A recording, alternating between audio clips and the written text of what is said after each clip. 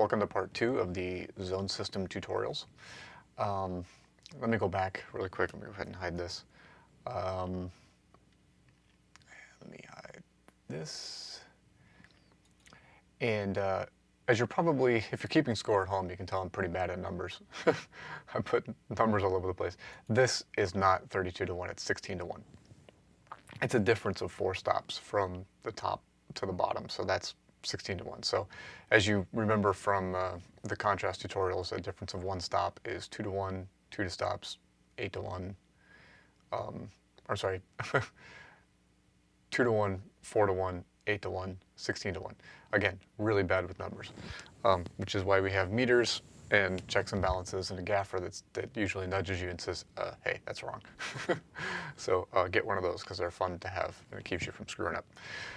Anyway, I did want to point out that there's a little bit of things can be misunderstood. In other words, these numbers here are in the middle of that zone. So 50 is right in the middle of zone 5, 63 is right in the middle of zone 6, 74 is in the middle of zone 7, 38 in the middle of 4, 26 in the middle of 3, etc. But if you look at, you can see it both here, the gradation, you can actually see it slide from black to white, same thing here. So you want to keep in mind that while your middle reading for 50% maybe here, it slides and the gray gets progressively lighter until it gets into zone 6 and then so on. You can actually see that this color correlates with the center and here as well and here as well. So just keep that in mind, that it's not a cutoff. In other words, if it's not 50%, if it's 55, it's still in zone 5 and hasn't moved up into zone 6 yet. So just kind of try and keep that in mind.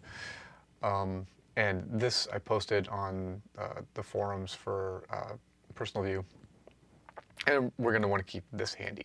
So let's get back into After Effects. This is a gray card setup.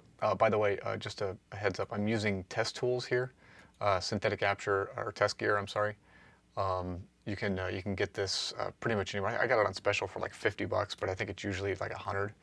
But you can see you've got audio spectrum. You have a bunch of really cool tools for measuring what's going on inside After Effects. But I like it because now I have a scope here right inside After Effects and I don't have to go to Color Finesse. But it's made by Synthetic Aperture, so it's the same people that make Color Finesse. So you know it's some good stuff. So I've got, let me show you my setup here. I've got a gray card.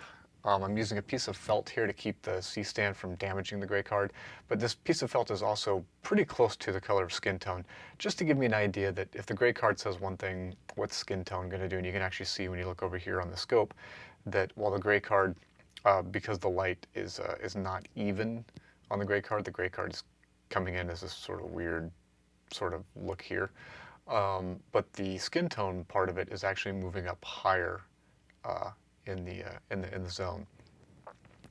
Here's the baseline test. I metered this light at 10 EV, which gave me a reading of f4.5, which is a third of a stop over f4.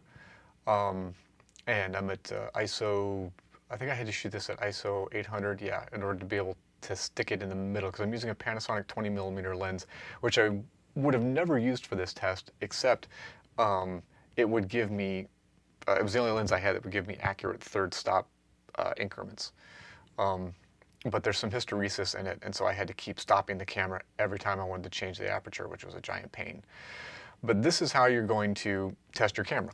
You just set up a gray card, make sure that it's angled in such a way that you can see my light is over here and it's pointing this way and it's bouncing off of the card. You can see it's shiny into the lens and giving me a reading of plus or minus 0 at f5, which is a third of a stop off of my light meter, which says f4.5, and my gray card is underexposed. Conversely, if I go to f4.5, third of a stop over, bang, right in the middle. I have got 50 on the gray card.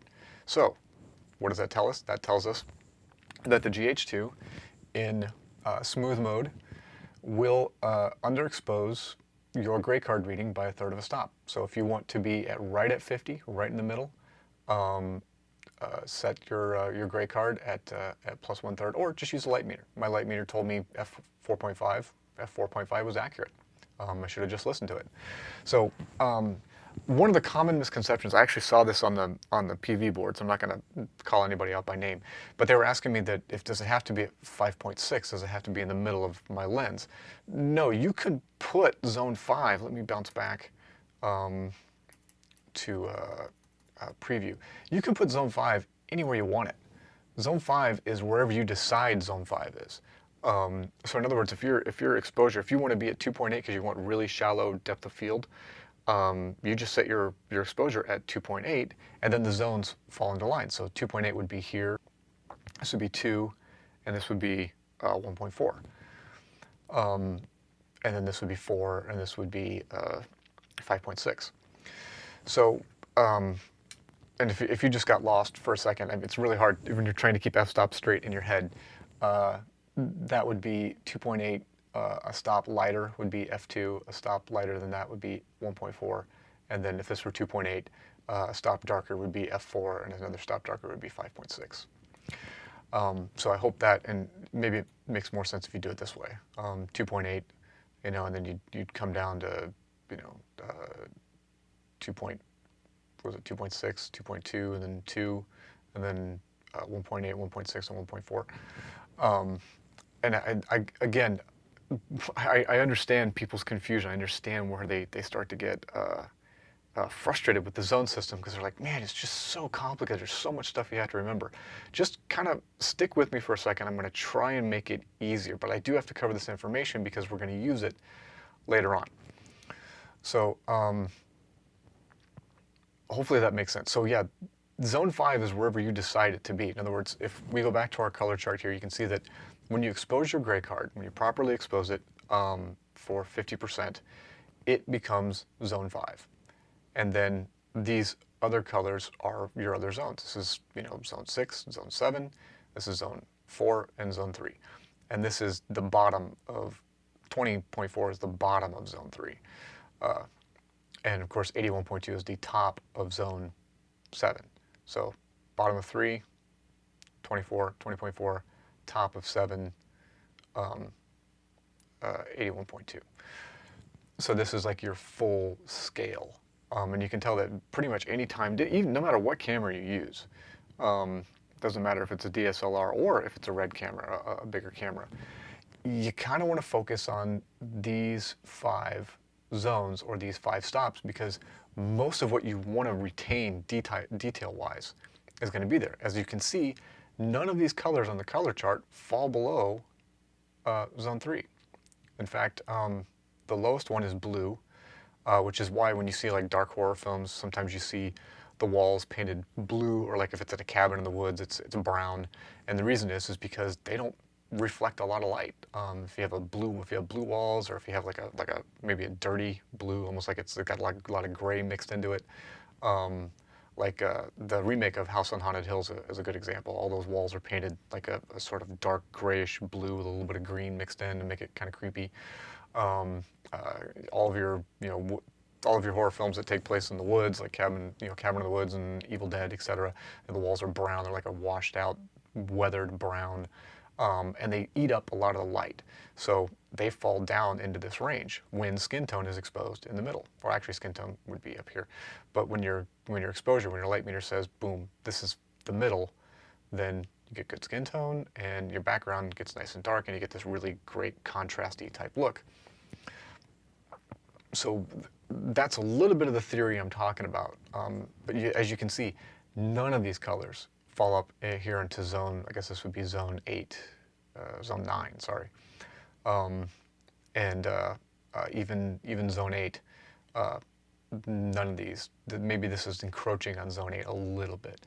But everything else, every single one of these IRE numbers falls between the top of zone 7 and the bottom of zone 3. Top of zone 7, bottom of zone 3. So just focus on these 5 zones. Don't worry about 8, don't worry about 2. On a DSLR, 9 and 1, you just forget about them because you can't use them at all. There's no detail. In fact, if you look here, if we go to 9, even in Ansel Adams, this is from the book, 9 is almost white, but must be compared to white to tell the difference. There's no detail or significant texture visible. Lightest gradation values, just very, very, very tiny amounts of detail in 9. And then down here, in 1, near black, no detail, darkest beginning of gradation. It's almost just, you can begin to see that it's not pure black. There's a little bit of something there, but you can't really make out what it is. So, and then 2 and 8, on a DSLR, you're not going to get almost any detail out of it at all. Nothing that you can really use, nothing that you're going to be able to use in post. Now, if you want to ride on the edge, go ahead and use all 7 stops. I mean, you have it available to you. But I don't recommend it. I would say shoot for 5, and then if you can't get it within 5, let it bleed into the other 2, into 8 and 2. Okay, so back to After Effects. So the way that I tested this, in fact, if we were just to scroll through this, you can see that I stuck my hand in there. That's 2/3 a stopover at f4. I am what's called swarthy, I guess you would call it. And so to get my skin tone, and I always like to underexpose a little bit, to get my skin tone to look good, I usually expose it 2/3 of a stopover, which you can see if I go to 7. There's the gray card's actually up around between 50 and 60, so right around like 55 would be a good median. That's at f4, which is 2/3 of a stopover, which makes my skin tone look really nice. But if we move up to, as you can see here, a stop and 2/3 over, you can see the gray card's reading up here at like 70 skin tone. You can see a little bit of my skin tone here is up there, really, really high. This is probably the limit to where I would want to put skin tone. But then I just kept moving all the way up, and you can see how the skin tone starts to look less and less attractive as we start moving higher and higher up.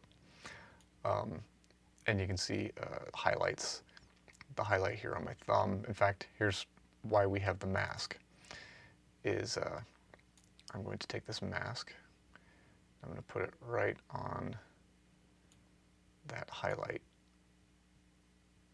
so we can take a look at it, and then I'm going to solo that layer. And you can see it's way up here. This is, it's way out of our range, the highlight is. It's up here around 90 something. And a lot of times when you use a rim light, that if the light's really bright, it'll actually bounce off the skin. You saw that in some of the camera tests we did on the GH3 and the GH2, where I actually did it on purpose, where I actually was sort of skipping the light off of Danessa's face and into the camera. And on the Blackmagic, it really retained that detail. In other words, if it were up here in the 90 range, I'd still be able to recover a lot of that detail. But on the DSLRs, all the DSLRs, it was just gone at that point. So let me take this out so you can see. But I would want to keep the meat of my skin tone, which is not, and you can see this is way blown out. I want to keep the meat of my skin tone down here. Sorry, right there. So if the highlights, like this little highlight here, if that's creeping up, it looks like I've got the highlight here on the C-stand is bouncing up into the 90 range. This highlight on my fingertip is probably one of these here that's bouncing up above 80, and that's fine. I've still got some detail. I can still work with that, and you're going to get that occasionally. But highlights and skin tone is fine, but the meat of it, the meat of where the key light or your main light falls, you want it right in this range here, right around 60. So if I have a properly exposed gray card, let's move this. Come on, work with me. Here, and I go to f4.5, which would be here, and isolate the gray card.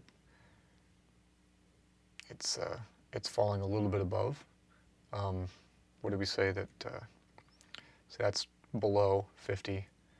That's right around a good range, 55. That is a third of a stop over, and that's going to give my skin tone.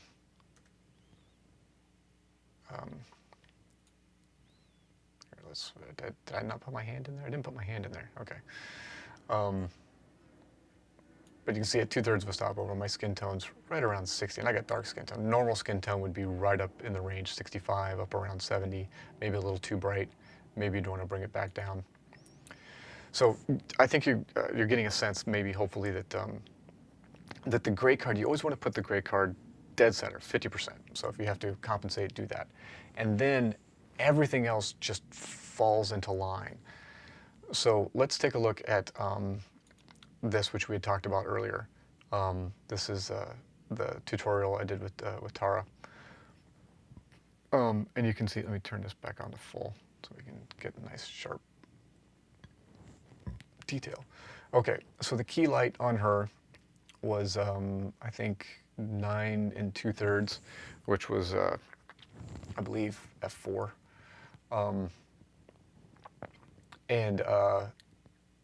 So I got great exposure on her skin tone. And this is darkened up a little bit. If we go back to the raw, let me go.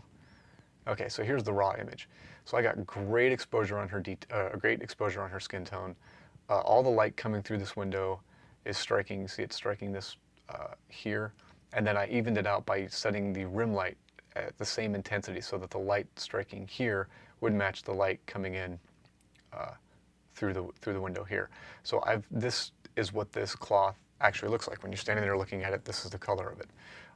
The actual color, it's rendered correctly. Her skin tone is rendered correctly. But then the shadows, my fill light, has managed to, in other words, it's not as bright because I want some contrast here on the fill light.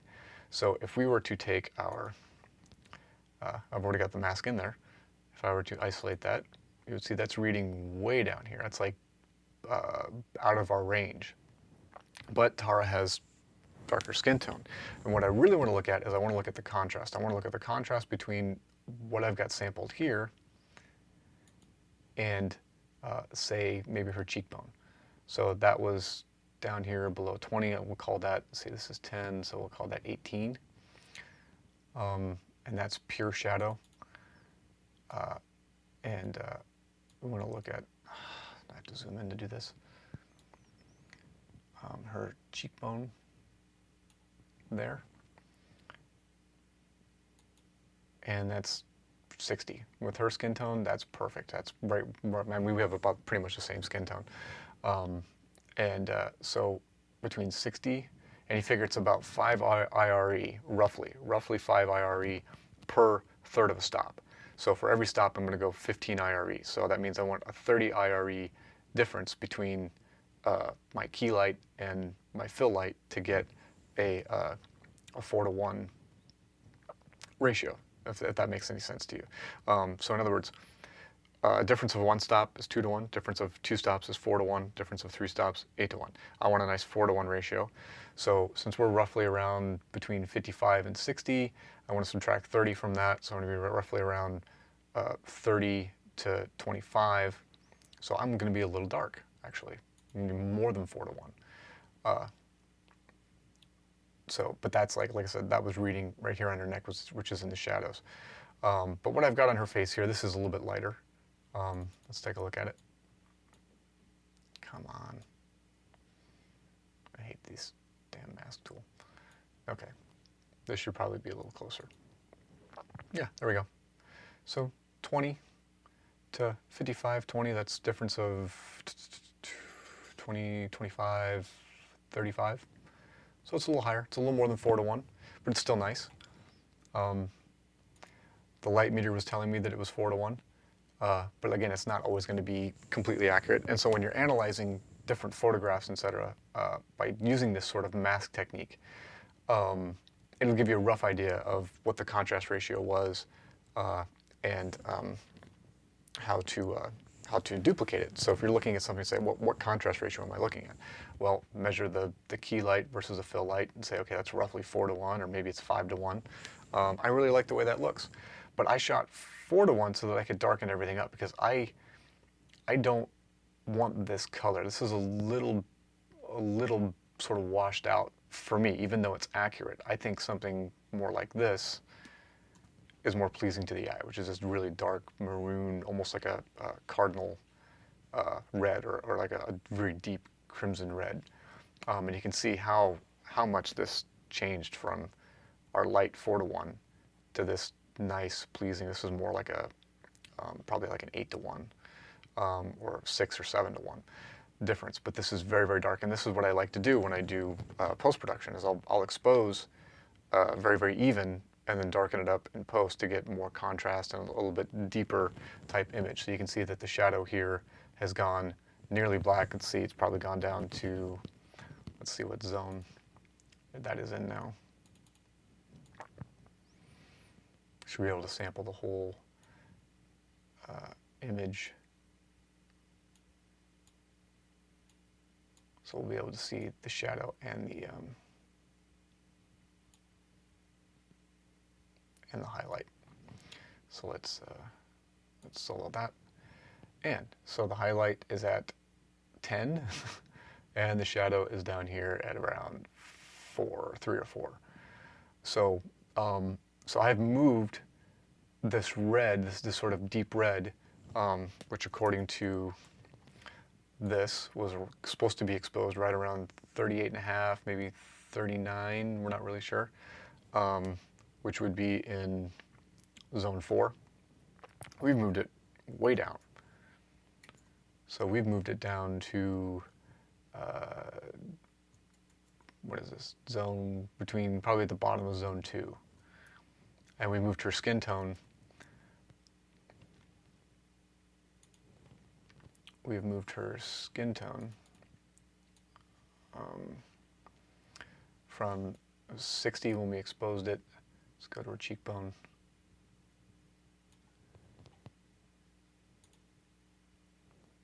I got too much shadow in there.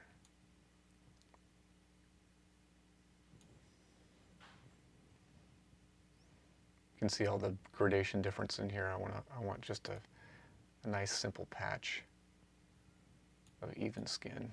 So probably right there. So it did not drop much. Interesting, isn't it?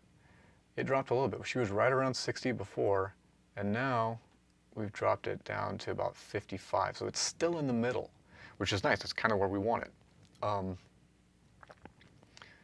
But the shadow side, if we, by the way, I'm using the middle mouse button to make that happen, to just drag that over, just for curiosity's sake. So now if we go to the shadow side, that's down here. Look, that's right around 10. So from just below 60 to 10, it's a difference of, well, let's call this 15, 55, 40. So 40 IRE, roughly 15 for each stop. So 15, 30, 2 2/3 maybe. Maybe we'll call it 2 2/3 stops, which is just below 8 to 1. It's like 7 to 1. So now we have a 7 to 1 versus, if you remember before, we had about 5 to 1. So about 5 to 1 to 7 to 1. And it's really nice. And you can see the difference if I can back out. The difference between the red back here. You know, this has got a very nice feel to it. Obviously, we've done more than just change the exposure. We've done some, color correction. We've gotten rid of some of the green that was in the raw image and sort of smoothed this whole thing out and got a nice, really a great exposure on her. So now what does that mean for you, for what you're doing? Well, like I said, let's say this is going to fall down way too far. In other words, that this, we saw that this fell down to right around 10, and I know from experience that that color is not going to look good around 10. In other words, it's going to start falling apart, and I'm not going to get a good exposure on it. In other words, let me back up. So let's say I know I'm going to sort of increase the contrast in post. I'm going to push things down. I'm going to push dark colors down. I'm going to push brighter colors up. I'm going to leave the middle tones right in the middle, and I'm going to create a different look in post. I have to say to myself, okay, if I keep my blue tones up, in other words, maybe let's say this was blue instead of red, so I knew it was going to expose even lower than 41. It was going to expose down around, 28 or something like that. When I start pushing that down in post, I'm going to lose it. It's going to become almost black. So I need to throw some more light on it so I can keep that blue a little bit higher. And this is where the zone system comes into play, is you begin to learn, okay, blue's naturally going to fall. Let's go back. Blue's naturally going to fall 28.7. It's going to fall down around zone 3. And if I'm pushing down, I'm pushing everything down to stop, and it's going to go down to zone 2. If I'm pushing down 2 stops like I did in this other one, it's going to go down to zone 1. I'm going to lose almost all the detail in it. So if I got something blue that's in there that's not getting enough light, let's say it's getting the key light, what's giving me the 50% reading, the key light, which, let me back up so you can follow along. So let's say it's receiving this light, this key light, or the matched rim light for the blue. Maybe I need to bring in another light. Maybe I need to add a light. Maybe I need to put a spotlight up here and shine just a little bit of light on that blue curtain. I realize this one's red, so don't think I'm trying to confuse you. To bring it up so that when I crush it down, I retain the blue color accurately. And that really is the essential key to understanding the zone system, is understanding that that when you have 50% exposure, when you have a dead even exposure, that all those colors are going to spread out and they're going to fall along a chart. They're going to fall along where they belong in the spectrum. And that if you're going to do anything to it in post, Ansel Adams was all about post. He was all about going in and trying to futz with the exposure and fix the exposure or change the exposure. Try and stretch out an image that was compressed into the 5.6 stops that he had on his camera to something that looked more natural and looked more pleasing. And you kind of as a cinematographer are charged with doing the same thing. This will help you when you start working with production designers. Because let's say, or director, and director says, oh, I want to shoot in this room and the walls are pink, like this. And you're like, okay, well, I already know pink's going to be like dead even. That's going to compete with skin tone a little bit.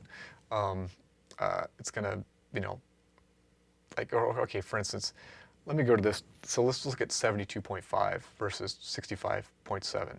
Those are pretty similar.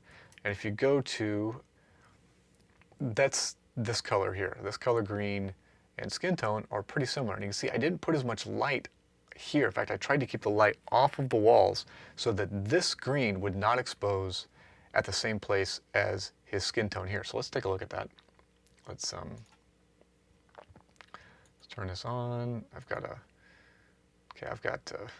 already got a mask in here. And let's zoom in so I can move it. And let's turn this off so I can see where the hell I'm going. I'm going to move this mask. Use my button. Right up here where I don't have a highlight. So this should be accurately exposed skin tone. And if we isolate that, we see, yeah, pretty good. It's right around where I like it, which is just below 60. Some people like it above 60, but I like it between 55 and 60. I think it gives better detail. That's just me. I like it's an aesthetic choice. Okay, so if I did my job right, then this green should be a little bit darker and not competing with the skin tone. So, oh, come on, give me this damn thing. It was just below 60, and look at that, way down there. Perfect, great job. And this is just, and like I said, this is uncolor corrected. So now, when I start crushing it down, when I add some density, and I add the crush gear, now this doesn't compete with my skin tone at all, and now Bob stands out from the background. And that right there is the epitome of using the zone system. Also, you'll notice that his jacket is white. But if we go back to this, it says that white should be exposed, like where's snow? Snow should be, that's shadowed snow. This is, I think snow is supposed to, snow in the sun, textured snow in the sun, zone 8, which would be between like 80% and about 90%. So let's take a look at where white ended up going. Let's get rid of these here. And let's take a look at this, and let's go to this jacket.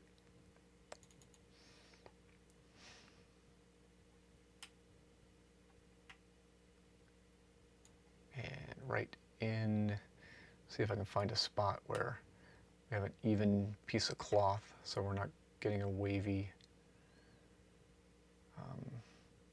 readout. Yes, this is good. This is catching the light.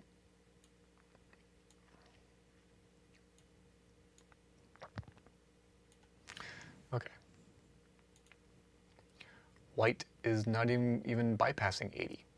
And you're like, Shyam, but that seems to defy convention. Well, remember, I underexposed a little bit. Because like I said, skin tone should have been around 65 on Bob, because Bob's got pretty normal skin tone. I underexposed by, was it been 65 and it was just under 60, so it was probably about 55. So that's 2/3 of a stop I underexposed Bob by. That means I underexposed my my white by 2/3 of a stop, and I got it under 80, which means I have great amounts of detail in here. So now I've got all this detail that I can work with in post, and I don't have to worry about the highlights on his white lab coat blowing out. Same thing with the highlights on his hair, the highlights on his skin. So that's where understanding that zone system, I put it within 5 stops instead of letting it bleed up into 8 or 9 or letting it fall down to 2 or 1 as far as my shadows. I have complete control over this image because I fit it within this 5-stop range. So if we go back to just this by itself, you can see I'm falling down a little bit below 20 here, and this is like the shadows in his eyes, the shadows in his hair, down here. Those are falling below 20, but the rest of my image, the stuff that I really want to work with, is between 80 and 20, which means it's between zone 7, top of zone 7, and the bottom of zone 3. This is where the expose in the zone all comes, everything just sort of comes to fruition. You can see why you want to stay within those 5 stops. You can see why you want to put different colors in different zones. If I were working with a production designer, I would have asked, so that I wouldn't have to be so careful with my lighting, that, hey, paint this wall this color, 43 versus 72, because that's not going to compete with skin tone as much, which means I can keep a little bit of light. I can use more soft light. In other words, I worked with a director once who he wanted to shoot. He actually, I mentioned the remake of The House on Haunted Hill. He showed me that. He says, this is what I want my film to look like. I said, great. I said, where are we shooting? He says, I'm shooting in my apartment. I said, great. Are you going to paint your walls? And he goes, oh, no. I'm like, what do you mean? And he says, well, I can't paint the walls because the landlord won't let me. I said, well, then we can't shoot that look. And he's like, well, why not? And I was like, well, because that look is all soft light. That's all Kino flows and diffusion, and it's a very, very soft look. And that's just there's no way to control that light. I mean, we don't have the budget to be able to, and the time to be able to go in and control that light with a lot of flags. And we don't have enough grips to be able to do that. So if I go with that really soft look of yours, it's just going to throw light all over the room, and those white walls are just going to beam, and it's going to look like THX 1138. It's not going to look like House on Haunted Hill, because if you look at those walls are painted a very dark, it's a cross between this blue and maybe this gray. In fact, if I were to go and look. Okay, so I went and downloaded some images from that movie so we could take a look at them. So as you can see here, you can see that this wall is painted like a dark gray-green sort of color, and then the walls in here are painted this really dark, almost olive green, almost like an army green. This is probably some mixture of brown and green as well. I think you can see everybody's wearing dark clothing except for this guy here is wearing a gray suit. Peter over here is wearing a gray suit, but everybody else has got sort of dark tones, and the floor is the dilapidated, black and white tile. But if you look at the histogram over here, you can see there's a really nice spread. Obviously, this has been color corrected, so it's stretched across the zones nice and evenly. So you've got your white glowing mist up here, still shy of 100, but north of 90. And your shadows aren't at 0. There's nothing that's really pure black in here. It's all down around here. And you can see the skin tone if we were to isolate that. Let's, sorry, my mouse is screwing up here. And draw a little mask here on her arm, which is where You can see that skin tone's exposed, right here. There's a highlight up in here, but for the most part, right where it should be. And if we, let's go ahead and turn that mask off. And so you can see everything falls into line. So that light is striking her, it's striking the back of him, it's striking her, him, and he's being lit mostly from this light down here. But that is the key light. The key light is probably set to 50%, and then everything else is built around it. So the lack of light here, the lights that are hidden up under this eave that are shining up on the wall here, this sconce, the chandelier, it's all soft light. So to show you the scene that director was talking about, it was this scene here. And you can see this is extremely soft, flat lighting. Look at the histogram. You can tell the skin tones are very underexposed, which has a very pleasing effect. Now, it may not have been shot that way, but it was definitely printed that way. But yeah, you can see in the background there's this dark, cloth curtain. It's that maroon color that I used in the Tara scene. But then the walls were this color. So when you put soft light on walls like that, they don't compete with skin tone. So let's go and take a look.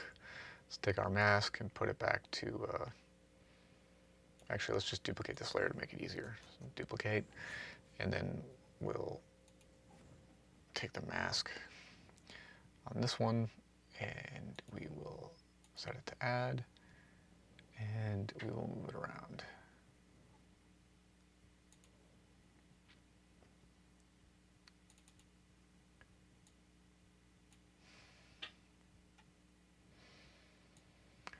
Okay, this has got a pretty heavy-duty light. You can say this rim light on her is striking this wall.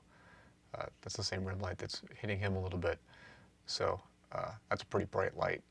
And it is giving us, boom, down here around 40. So it is not competing with our skin tone, which is up around 60. Especially not back here. I mean, this is going to be, but let's grab a piece that is lit. Obviously not where the highlight is. That's probably going to be right around the skin tone area, but this area here where the light is falling off is not going to be competing with our skin tone. Even the area, if we were to bring this down, hang on. You can see this part, and you can see the histogram moving up. That's going to be pretty similar to skin tone.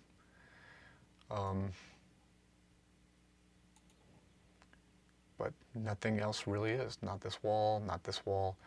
And so that's your production designer knowing his job. And if you work with a production designer that maybe doesn't know his job, hopefully you don't get stuck with one, it's really great as a cinematographer if you can communicate with him and say, look, here's what I need. I need colors that fall into this spectrum because we're going to be doing a lot of soft lighting, which is going to just pick up a ton of light on the walls, and I don't want it to beam.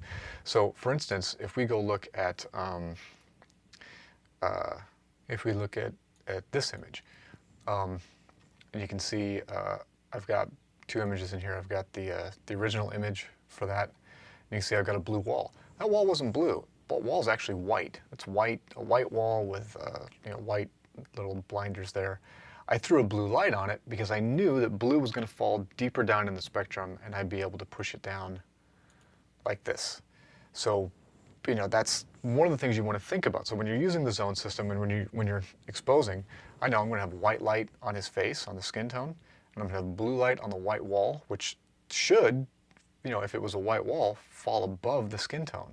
I would have to do a lot to control the light to keep the light off the wall to be able to push that down, but I wanted aesthetically a blue wall, and I wanted it to fall down below my skin tone, and that's exactly what I got. Just by using blue light as a fill, which is casting a little bit of light here, but mostly it's turning my white wall back here blue because I couldn't paint the apartment. But there was not, there's a little bit of soft light here, but that doesn't have a long range. There's enough distance between this soft light and the back wall for it not to bring up the exposure on that wall. And I was very simply and easily able to get this exposed, within my 5-stop range, and then color correct it way down here, and get this, which looks wonderful. So I think that covers it for now. I'll probably add a couple more tutorials on this. Definitely, if you have, I'm sure you have questions. If you have questions, feel free to email me, or we have the forum now. If you want to go, and this could be in the Color Gear Film School. Just come in here and ask me a question about the zone system. Don't be afraid to post on Personal View. That does help me a little bit when you guys post on Personal View, when you post questions there. I'll go into detail more on questions posted here in the forum, just because you guys are the only ones who have access to it. But on Personal View, it just sort of raises the profile of Color Gear, especially if I did manage to solve the zone system for you, if you do understand it now. I am not averse to people singing my praises because it does help Color Gear. And the reason that I haven't been able to spend as much time on this is because I've been working a lot. I had my accident, which made it impossible for me to sit in front of my computer. And then, of course, I've been working a ton since to get caught up. And so I would really like to spend more time doing this. And without Color Gear being successful and generating a lot of income, I can't afford to take time off from my daily job, which is being a DP and being a colorist, to be able to spend time on this stuff for you guys. So you get tutorials every now and then instead of what I would like to do, which is probably do 4 a month. So you guys would have a ton of stuff to look at. So if you feel I'm helping you out, please return the favor and help me out. Thank you. And so that covers it. I hope it made sense. I hope that at least you're able to think in that space now when it comes to the zone system. Let's go back to our thing here so we can take a look at it. These 5 stops, these 5 zones are key. They're essential to getting color reproduction. That you can, once you understand them, then you can begin to manipulate them. You can begin to put different colors in different zones for whatever purposes you choose. And you're going to have to experiment with this. Getting a color chart like this is a good idea, and then doing a test like I did here with the film modes by actually stepping through, so you can see what happens when you underexpose a color chart. When you underexpose certain colors, what they look like. Does that how you want them to look? So that way, if you walk into a yellow room, and you have to shoot in it, it's like, oh God, how do I adjust this? How do I not make this thing just beam yellow? And I actually worked on a television show in which they shot in a little yellow broom closet. And there was nothing they could do lighting-wise. In order to get the lighting, they had to just put a single light in there, and the walls were just beaming. And so in post, and when I did color correction, I actually had to create a mask and track it and actually dial down the exposure on the yellow walls, so it didn't look like it was something from Miami Vice back in the 80s, where it was like almost like pastel colors just blaring at you. But like I said, again, familiarize yourself, experiment. I encourage experiment and testing, and learning what your camera can and can't do, and beginning to learn how to manipulate the image for your needs. By the way, you can see this is f16, and you can see all this noise. Look at all this junk in here. And this is why I tell you that you can see that we're down here. We're not even at 0. But we're down in zone 1, or not, yeah, we're down in zone 1, and this is just nasty, which is why I'm telling you can't even use it. And this is on a hacked GH too. It's not even an unhacked. So as we move up a stop, you can see even here, still in zone 1, moving up into zone 2, nastiness on skin tone. So yeah, it's there. You have it. You don't want to use it. Keep it up above. Look what happens when we get up above 20. Now we've got some detail. It's not so nasty. That was zoomed in at 200%, so let's go back to 100%. And you can see where skin tone starts to fall apart below 20 as we get down here. Oops. Yeah, that's pretty much unusable. You're not going to be able to grade that at all. So, like I said, keep it between 20 and 80. Okay, again, email me, colorgear@gmail.com, post on the forum, post on PV. If you want to post on other forums as well, that's fine too. I may not have access to them, but I could always use the shout out and the publicity. I won't mind. Anyway, that's all I got for now.